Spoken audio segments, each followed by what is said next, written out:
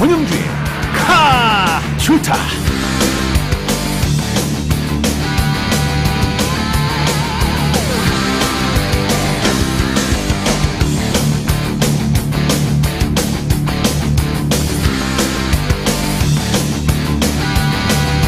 오, 겁나 좋아. 권영주의 카 좋다. 오늘은 한국자동차산업학회 회장을 역임하는 등 그 자동차 산업 분야에 아주 전문가로 꼽히는 누군가를 모셨습니다. 누구일까요? 유지수 총장 취임 후에도 지칠 줄 모르고 자동차에 대한 끝없는 애정을 보여주고 계신 자동차 융합대학까지 신설하신 국민대학교 유지수 총장님 직접 스튜디오 안으로 모셨습니다. 안녕하십니까? 네, 안녕하십니까. 지칠 줄 모른다 그러는데 사실 잘 지치는데 자동차 동력처럼 끝없는 에너지가 나왔으면 좋겠는데 잘 지칩니다. 역시 만만치 않아요. 일단 궁금한 게 말이죠, 총장님. 자동차 융합대학 이거 어떤 곳입니까? 그 자동차 융합대학 안에 자동차 학과가 있고 자동차 IT 융합학과가 있습니다. 두 개 학과가 있고 저희가 대한민국에 사실 최초로 자동차 학과를 1990년대에 만들었거든요. 90년도에. 그래서 이번에 학대 개편을 해서 독립대학으로 만들었어요. 쉽게 말하면 자동차 연구소 같은 거 통째로 하나 대학으로 만드신 거예요? 자동차는 뭐 연구라는 게 필수이기 때문에 그러니까, 그 안에 연구 기능이 반드시 들어가 있죠. 그러니까 뭐 IT도 하고 뭐 설계도 하고 뭐 인간에 대한 이해도 공부하고 왜 만드셨어요? 우선 자동차 산업이 제일 잘 나가는 산업이니까 저는 경제계의 쌓이는 자동차 산업이다 이렇게 얘기를 하고 있습니다. 그래서 거기에 사실 지금 폭발적으로 인력에 대한 수요가 있고 저희 자동차 산업에서 엔지니어가 부족하거든요. 그래서 그 수요 충족을 위해서 이 대학을 만든 것이고 아마도 대한민국에서 제일 가고 싶어하는 직장에 취업할 수 있는 대학이 될 걸로. 그러면 총장님께서 보시기에 이 국내 자동차 산업 현주소 지금 어떻게 판단하고 계십니까? 사실 80년도 우리나라 자동차 산업에 대해서 희망이 없다고 하는 사람들이 굉장히 많았습니다. 네, 많았죠. 그러니까 그때 뭐 산업 구조조정도 하고 전문화도 시키고 그래도 뭐 우리나라에서 자동차에서 되겠느냐 이렇게 했었는데 지금 우리가 450만 대 우리가 생산을 하고 있고 국내에서 해외 생산까지 하면 세계 5위를 지금 또 달성을 했으니까 그렇죠. 사실 제일 우리나라 자동차 산업을 두려워하고 있는 그런 아주 경쟁력 있는 산업으로 태어났습니다. 사실 교수님은 생산성 그쪽 또 전공하신 경영학자이기도 하시잖아요. 그러니까 이 자동차 산업이 차지하는 고용 비중도 엄청나죠, 사실. 지금 우리나라 제조업의 제조업 고용 인원의 한 10%, 거의 11%가 됩니다.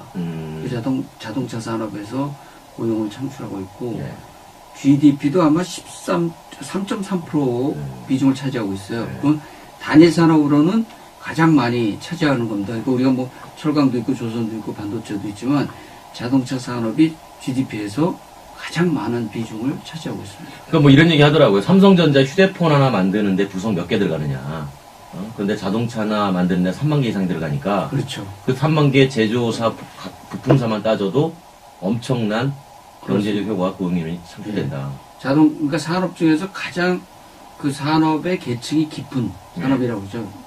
그러니까 1차 완성차 메이커가 있고, 그 다음에 1차 벤더가 있고, 부품업체가 있고, 2차 있고, 3차, 4차까지 나가니까 굉장히 그런 산업이 별로 없죠. 그러니까 반도체는 뭐 장비 업체, 그리고 반도체 업체 이렇게 돼 있는데. 세계적으로 이제 말씀하실 때 뭐 해외 나가면 한국 자동차 선호도 많이 높아졌다. 조금 전에 말씀을 하셨는데, 그러면 이 세계 자동차 산업에서 뭐 지금은 뭐 해외 나가면 깜짝깜짝 놀라고 한다고 아까 말씀하셨지만, 우리나라 자동차 기업이 차지하는 비중, 기여도 뭐 어떻게 좀 평가할 수 있을까요? 전 세계에 지금 8,600만 대 정도가 팔리고 있는데 현대기아자동차가 아마 780만 대 정도 판매를 할 겁니다. 그러니까 거의 앞으로 몇 년 지나면 우리나라 자동차가 전 세계 판매 한 10%를 차지하니까 이건 뭐 대단한 거고 사실 2차 대전 이전에 자동차를 생산해 본 경험이 없는 국가가 그렇죠. 이 자동차를 수출하는 것도 세계에서 유일한 국가이고 네. 그리고 이렇게 또 갑자기 단시간 내에 도약을 해서 5위가 된 것도 이건 세계 자동차 역사에 찾아볼 수가 없는 거예요. 국내 자동차 기업들이 사실 많은 발전을 해오지 않았습니까? 근데 현재 한국 자동차 산업이 직면한 과제, 물론 뭐 앞서도 많이 언급을 해주셨지만 무조건 잘한다고만 칭찬할 수도 있지만 사실은 잘 못하는 것도 많이 있지 않나요? 그렇죠. 네. 네. 우선 이 자동차라는 건 제일 중요한 게 기술이기 때문에 예. 기술 개발이 핵심인데 우리가 특히 경량 소재, 경량 소재 이쪽은 우리나라가 굉장히 약합니다. 네, 이게 커다란 과제고 예. 소재 산업이 강해야지 선진국이 될 수 있는데 네. 우리 소재 산업이 약해요. 그러니까 그런 게 이제 자동차 쪽에도 영향을 미칠 수밖에 없습니다. 그리고 역시 또 전장화. 우리가 이 PC에 해당되는 걸 이 자동차 쪽에서 ECU라고 하고, 그렇죠. 예? 그리고 이제 CPU라는 걸 갖다가 자동차 쪽에서는 MPU라고 하는데, 네네. 지금 자동차에 들어가는 그런 칩들이 예. 전투기에 들어가는 것보다 더 많아진다고 하지 않습니까? 그렇죠. 그러니까 엄청난 기술을 개발해야 되는데 아직도 우리나라가 그런 전장화 쪽에서는 상당히 취약하고 있습니다. 이게 이 두 개가 경량 소재 그리고 이런 전장 쪽의 기술이 개발되지 않으면 우리가 계속해서 발전하기는 어렵죠. 결국은 이런 신기술, 소재 이런 거는 말씀하신 대로 이제 다 비용 문제예요. 그렇죠. 네, 비용 문제는 결국은 국가적으로 선택하려면 이제 선택의 문제가 남는 거죠. 네. 여기에 돈을 먼저 쓸 것이냐, 아니면 저기에 먼저 쓸 것이냐. 네. 근데 이제 교수님께서 보시기에는 일단 자동차가 미래의 대한민국 산업의 분명한 먹거리니까 이쪽에 미리 투자를 해야 된다는 입장을 견지하고 계신 거잖아요. 그렇죠. 우리가 뭐 우리나라가 모델로 삼아야 되는 벤치마킹하기 가장 좋은 국가가 독일이거든요. 독일이요. 예. 네, 독일 잘하죠. 네. 우리 거기 물론 이제 통일도 우리가 벤치마킹을 했지만 이 자동차 산업이 그 독일을 먹여 살리고 있으니까. 그러니까. 그리고 그게 굉장히 단단하고. 네. 지난번에 금융위기가 왔을 때도 독일은 뭘 전혀 영향을 받지 않고 지금 유럽의 위기를 구해주는 것이 독일이니까 말이죠. 독일에 다 돈 풀어서 그 그리스고 뭐 이태리고 지금 다 살아나고 있는 거니까 그런 면에서 볼 때 우리도 이 자동차 선진국을 보면 되게 다 자동차 산업이 강합니다. 이게 예. 제가 이런 얘기를 저도 이제 독일 가끔 이제 출장 가니까요. 이런 얘기를 들었어요. 뭐냐면 독일은 부품 회사가 자동차 회사의 협력업사가 아니고 그냥 동등 위치다. 맞습니다. 네. 그래서 부품 회사가 오히려 자동차 회사에다가 너네들이 만드는 자동차 컨셉이 이런 거면 이 정도의 스펙이면 충분하다라고 맞춰준답니다. 네. 근데 우리는 완성차 회사가 협력사에다가 이렇게 갖고 와. 그러니까 항상 종속적인 관계가 형성이 되다 보니까 이 부품 산업 자체가 네. 그게 발전할 수 없다라는 얘기를 들었는데는 교수님. 근데 그건 이제 뭐 여러 가지 측면에서 생각을 해봐야 되는데 이제 기본적으로 독일은 자동차 출발이 예. 그야말로 완전히 백지에서 예. 너 여러 사람이 모여 그렇죠. 브레이크 만들어봐 뭐 보시라는 맞아요. 회사도 처음에 이게 퓨엘 인젝션을 그렇죠. 만든 거거든요. 그러니까 부품 회사하고 자동차 완성차 메이커하고 동시에 출발해갖고 기술이 같이 개발된 거예요. 맞아요. 그러니까 130년 전에 그렇게 시작해갖고 왔으니까 지금 부품업체들의 기술력이 어떤 면에서는 완성차 메이커보다 더 많이 더 뛰어넘어요. 일본도 거의 유사한 형태를 갖고 있습니다. 근데 우리는 부품업체가 그 정도 기술력이 안 되니까 완성차 메이커가 사실 지시하는 도면을 갖고 하는 이런 하청이라고 하면 너무 지금 좀 비하하는 거지만 의존도가 상당히 높죠. 근데 다행스러운 거는 지금 그래도 자동차 업계에 중견기업들이 많이 생기고 매출이 2조를 넘어서는 기업들도 상당히 생겼기 때문에 이 기업들이 이제 기술 개발을 투자를 하기 시작하니까 이거를 우리가 기대해 볼 만하고 완성차 메이커도 그런 면에서 기술 개발을 할 수 있는 납품 단가를 좀 어떻게 보장을 해주는 그런 연구를 많이 해야죠. 이익을 좀 보장해줘야 그래야지 기술 개발 투자를 할 수 있습니다. 결국은 그렇게 지금 우리가 이런 문제점들을 짚어보는 것도 사실 미래를 대비하자는 측면이지 않습니까? 그래서 지금 궁금한 게 이제 미래 자동차인데 기술은 엄청나게 발전하고 있고 우리 총장님 보시기에는 미래의 자동차는 어떻게 될 것 같습니까? 그래서 우리가 스마트 기술 이런 게 어떻게 보면 자율 주행 자동차 그거의 전 단계거든요. 그러니까 예를 들어서 지금 졸음형은 자동차가 갑자기 자동으로 쓴다. 이런 거를 이제 시트에 요새 나오는 기술 시트에 심장 박동수를 체크하는 센서를 시트에 달아서 사람이 졸게 되면 심장 박동수가 늦어진답니다. 그러면 이제 경고를 주는 거죠. 그러니까 예전에 뭐 눈꺼풀이 내려가면 경고를 주는 건데 그건 이미 늦다는 겁니다. 그 심장 박동수가 늦어지고 호흡이 늦어진대요. 그러면 이제 경고를 주는 겁니다. 이런 것들이 자율주행. 자율주행은 이제 손 놓고 그냥 가는 거니까 그 전 단계 기술들로 하는 거고 지난번에 제가 구글을 갔는데 구글에서 어떤 것까지 연구를 하냐면 이 인터페이스가 있지 않습니까? 자동차 모니터가 있고 이제 명령을 내리면은 반응을 하는 거죠. 그렇죠. 자동차가. 근데 어떤 식으로 답변을 해야지 자동차의 브랜드하고 이미지하고 맞느냐. 그 정도까지 연구해요. 인간공학적으로. 그러니까 예를 들어 시스템이 뭐 명령을 내는데 시스템이 못 알아들었습니다. 시스템이 못한다 하면 시스템에 대한 신뢰가 떨어지는 거고. 그렇죠. 만일에 고객님이 명령을 잘못 내렸습니다 하면 사실 고객이 기분 나쁜 거죠. 그럼 어디 감히 건방지게 그런 미묘한 거를 하는 거예요. 그런 연구까지 하는 단계가 있고 앞으로 이제 이 자율주행차가 한다면 이런 기술들이 전부 다 융합이 돼서 자동차에 녹아들어서 이제 사람이 손 놓고 명령만으로 좌회전, 우회전, 정지, 출발, 저속, 감속 이게 다 되는 겁니다. 그러니까 말씀하신 것처럼 지금 자율주행 자동차가 미국에서 2017년부터 이제 양산해서 판매를 하면 2035년에 뭐 한 1억 대가 보급이 될 것이다. 뭐 이런 예측까지 나오고 있는데 우리가 지금 뒤져 있는 거죠. 뒤져 있고 미국에서 이미 저 캘리포니아하고 뭐 네바다 이런 주에서는 자율주행 법이 이제 허용이 되고 자동차에 면허까지 줬더라고요. 면허까지 주고. 근데 이제 1억 대까지 팔 거냐 그건 모르겠어요. 문제는 가격이니까. 그렇죠. 워낙에 그 센서와 카메라 이게 뭐 엄청나게 가격이 비싸고 구글의 모델은 지금 이제 GPS를 이용해서 위성을 해서 하는 거니까 아직까지 해결해야 될 문제들이 많이 있죠. 아직까지. 그리고 아무도 장담을 못하니까 이게 정말 얼마만큼 신뢰도가 있느냐 그건 뭐 장담을 못하는 거예요. 그 미래를 내다볼 때 또 한 가지 고민해야 되는 게 전기차. 이거 어떻게 해야 됩니까?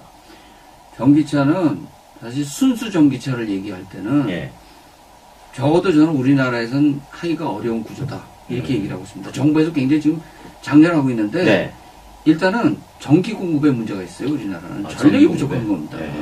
그 여름에 에어컨 끄라고 그러면서 전기차를 막 보급해 보면 그거 어떻게 감당하려고 하는지 저는 이해가 안 돼요. 그렇다고 해서 우리나라에서 지금 원자력 발전소를 질 수 있는 상황도 아닌 것이고 그래서 전기차는 이게 이렇게 생각하시면 될 것 같아요. 전력 공급에 문제가 없다. 그리고 충전할 수 있는 인프라를 구축을 했다. 그리고 전기차의 가격이 성능이 만족스럽다. 이렇게 되는 겁니다. 지금 우리 전기차 기아의 소울이 4,100만 원인가요? 돼요. 4,500만 원 정도 그렇죠. 하죠. 그리고 그거보다 싼 레이도 뭐 3,000 몇백만 원이에요. 4천만 원. 그러니까 이거를 누가 그 작은 차를 그렇게 많은 돈을 쓰고 하겠습니까? 그러니까 보조금을 준다는 건데 그 보조금 갖고 얼마만큼 정부가 지속 가능하겠어요. 그렇죠. 보조금 결국 세원인데. 세금인데. 세금으로 나가는 건데 뭐 예를 들어 전기차가 1년에 10만 대 팔린다. 야단 나는 거죠. 그러면 한 4주 이상이 들어가는데. 세수 부족이라고 야단인데. 그때 가서 전기 보조를 끊으면 아무도 안 살겠죠. 아무도 안 살아요. 그러니까 보조금에 의한 전기차 확대 정책은 사실 바람직하지 않다. 근데 뭐 전기차 연구하시는 분들이 이런 얘기 말씀도 하세요. 그러니까 뭐냐면 결국은 전기차를 보급을 하는 데 있어 가장 걸림돌은 세금이다. 왜냐하면 조금 전에 보조금도 그렇고 전기차는 이제 기름을 안 쓰니까 휘발유나 경유를 통해서 들어오는 유류세가 하나도 안 들어오거든요. 또 들어오죠. 제가 계산해 보니까요. 2000cc급 휘발유 차를 동급의 경유차로 바꿔서 1년 운행을 하면 경유가 세금이 싸지 않습니까? 그렇죠. 1년에 52만 원이 세수가 줄더라고요. 그러니까 지금 디젤차가 승용차가 늘어나는 걸 정부가 이걸 과연 가만히 보고 있겠느냐라는 생각도 한번 해볼 수 있어요. 그렇게 볼 수도 있네요. 왜냐면 뭐 들어갈 돈은 많은데 그렇죠. 한 대당 52만 원이 줄어든다 그러면 큰 돈이죠. 그건 만만치 않은 거죠. 근데 이제 유럽 같은 경우에는 그 노르웨이 같은 경우는 전기차 같은 거를 아주 보고를 잘해서 하고 있잖아요. 그러니까 말씀하신 대로 전력 문제가 해결이 되고, 그렇죠. 또 충전 문제가 해결이 되고, 네. 세수 문제가 해결이 된다면은 전기차로 갈 수밖에 없는 입장이 될까요? 그러니까 뭐 장기적으로 보면 전기차 외에 대안은 없겠죠. 왜냐면 뭐 우리가 이 석유라는 게 네. 고갈되는 거는 시간 문제니까 네. 그 전기차로 가는데 과연 언제 그게 실행이 될 건가에 대해서는 이견이 많은 것 같아요. 어떤 사람들 굉장히 빨리 된다고 그러는데 저는 그렇게 빨리 된다고 보지는 않고 있고 그래서 그 갈 수밖에 없는 상황이겠죠. 지금 그 스마트카 이제 계속 말씀을 하셨잖아요. 그 스마트카에서 이제 가장 중요한 게 아까 말씀하신 대로 뭐 여러 가지 센서, 네. 뭐 카메라, 네. 뭐 이런 쪽인데 그러면 우리가 이 센서나 카메라 쪽에 중점을 둬야 될 것 같기도 합니다만 네. 그러려면은 뭐 동일한 얘기가 약간 반복되는 수도 볼 수 있겠지만 뭐 어떤 기술에다가 좀 이렇게 좀 집중적으로 네. 좀 할 수 있을까요? 우리가 사실 아까 반복된 건 아니고 예. 조금 다른 측면에서 얘기한다고 하면 이런 많은 기술들이 들어가지 않습니까? 예. 전투기보다 더 많은 칩이 예. 자동차에 들어가는데 우리가 지금 사실은 뭐 그런 전장칩은 돈 주고 살 수 있는 겁니다. 예, 그죠? 조금 비싸냐, 싸냐, 예. 그리고 공급이 원활하냐 예. 이 문제지. 그리고 그쪽이 기술이 종속되느냐 안 되느냐 이 문제지. 살 수 있어요. 근데 문제는 뭐냐면 이 기계와 수많은 칩과 뭐 수억 줄의 소프트웨어가 들어가는데 인베디드 소프트웨어라는 게 들어가는데 과연 이 자동차가 신뢰성이 있느냐, 안전하냐, 기능이 나냐. 그러면 이걸 독일 같은 데서는 지금 가상현실 속에서 이 자동차들을 검증을 해봐요. 네네네.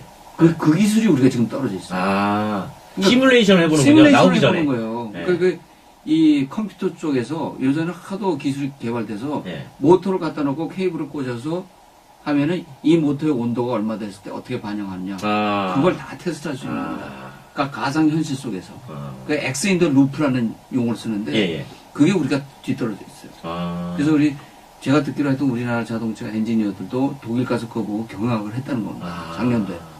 독일 쪽에 먼저 나가고 있으니까. 그러니까 이런 문제들을 우리가 해결하지 않으면 개발 기간도 문제가 생기고 개발했는데 이 자동차가 정말 안전하냐. 네. 그렇죠. 나중에 나와서 안전하지 않으면 뭐 자동차 생명하고 관련된 거니까 네. 자동차. 판매는커녕 개발비만 날리는 큰일 나는 거죠. 네, 그렇군요.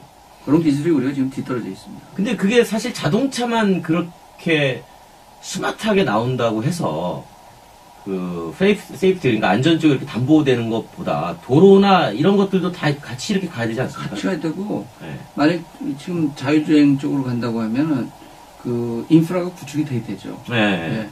그러니까 우리가 자동차와 IT 융합이라고 하면 IT가 사실은 소프트웨어가 있고 ITS가 이게 부수가 있거든요. ITS는 통신이죠.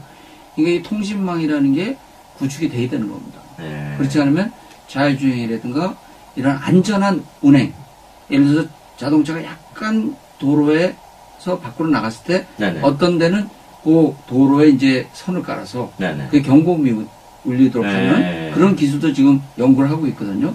이제 물론 그 기술만 있는 건 아니지만 여하튼 그런 것들을 전부 다 우리나라에서도 지금 준비를 해야 되는 것이죠. 그러면 이제 우리가 이런 자동차 산업을 앞으로 계속 육성을 해야 될 텐데 사실 정부나 뭐 자동차 관련 정책들 나오는 거 보면 조금 고개가 갸우뚱되는 것들도 없지 않아 있긴 있어요. 네.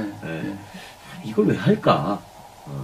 그렇게 본다면 이 앞으로 자동차 정책도 좀 어느 쪽의 방향성을 좀 가지면 좋을까? 뭐 일견에는 이런 말도 있습니다. 쉽게 말하면 자동차를 관장하는 주무부처가 너무 많다. 너무 많죠. 이게 자동차 밥숟가락 하나씩 얹으려고 난리가 아니다. 환경부, 국토부, 사업부, 이제 미래부까지. 이게 교수님 엄청 얘기 나온 게 말이죠. 자, 보십시오. 고용노동부도 들어가네. 그러니까 이게 고용노동부는 이제 생산 관련, 그렇죠? 자동차에 들어가는 개별 소비세, 요거는 이제 기획재정부, 국세. 예. 그 다음에 거기에 들어가는 등록세, 요거 이제 안전행정부인데, 요건 지방세니까. 예. 네? 그 다음에 이제 유류에 관련된 또 각종 그 국세, 지방세. 그 다음에 또 자동차세 되지 않습니까? 네. 그것도 지방세. 교육세도 내요. 그 다음에 그거를 운행 유지하는 데 있어가지고 또 이제 뭐 국토교통부는 안전적 규제 있죠. 네. 그 다음에 환경부는 어쨌든 배출가스 나오니까. 네.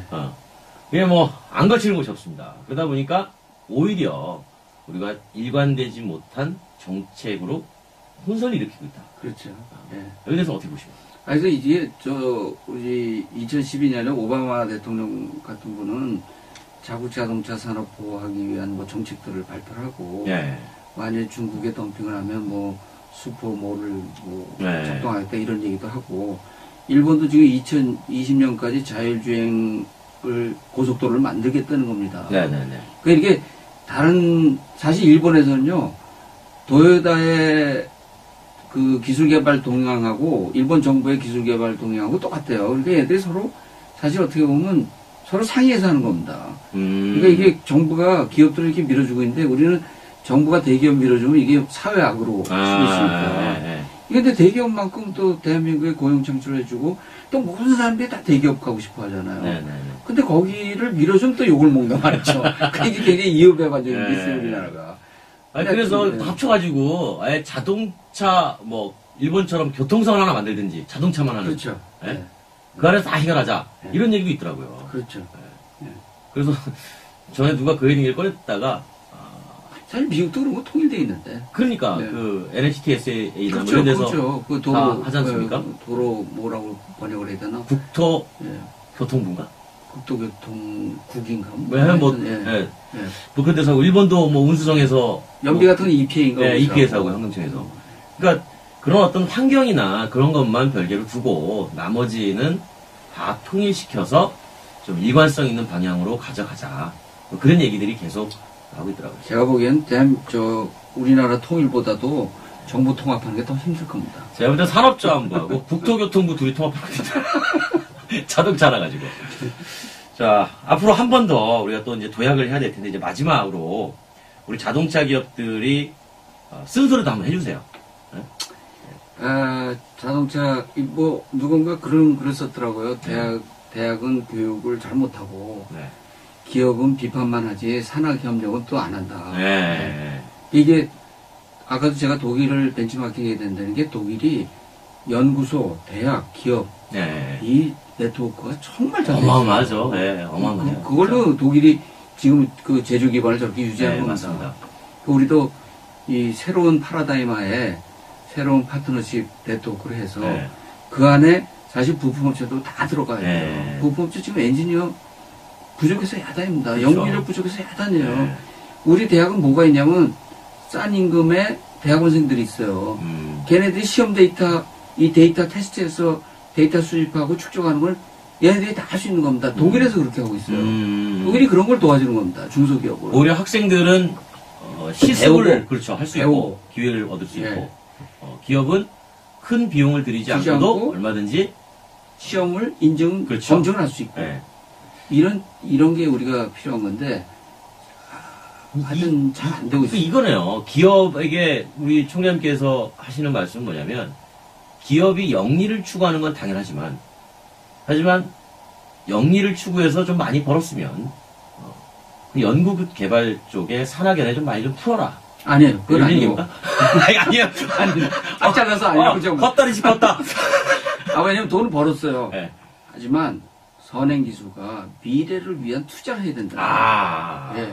제가 뭐 저는 기업 보고 자선하려는 건 그거는 도덕적인 요구는 할 수 있지만 그거 갖다가 강제적으로 할 수는 없어요. 기업은 돈 벌지 않으면. 아니, 저도 그런 얘기였어요. 아니, 그래요?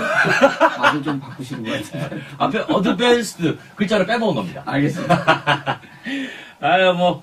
그렇게 우리 유지수 국대총리께서 직접 나오셔가지고, 참 긴 시간 동안 이렇게 대담을 나누셨는데, 저도 많이 배웠습니다. 저도 많이 배웠고, 자동차에 대해서 정말 애착이 높다. 라는 점을 다시 한번 생각을 하게 됐어요. 근데 교수할 때 나보고 배웠다는 사람 많지 않더니 총장 되니까 배웠다는 사람이 굉장히 많아져요. 그것도 왜 그런지 잘 모르겠습니다. 이 지위하고 뭔가 학습하고 뭐 연관관계가 있는 것 같아요. 조금씩 바르는 거죠? 기름 듣긴 좋습니다. 기름 좀 치는 거예요. 워낙 자동차 쪽에 또 관심도 많으시고 또 국내 자동차 산업에 큰 또 나름대로 발전의 역할에 기여도 하시고 그래서 오늘 저희가 모셨는데 앞으로도 그 저희 권영주의 하조타 이 YTN 국내 최초 자동차 프로그램이 한국의 자동차 산업과 마찬가지로 발전할 수 있도록 네. 많이 좀 주변에 홍보 좀 해주세요. 알겠습니다. 열심히 제가. 네, 알겠습니다. 자, 그러면 인사를 드리겠습니다. 고맙습니다. 네, 감사합니다. 지금까지 국민대학교 유지수 총장님과 얘기를 나눴습니다.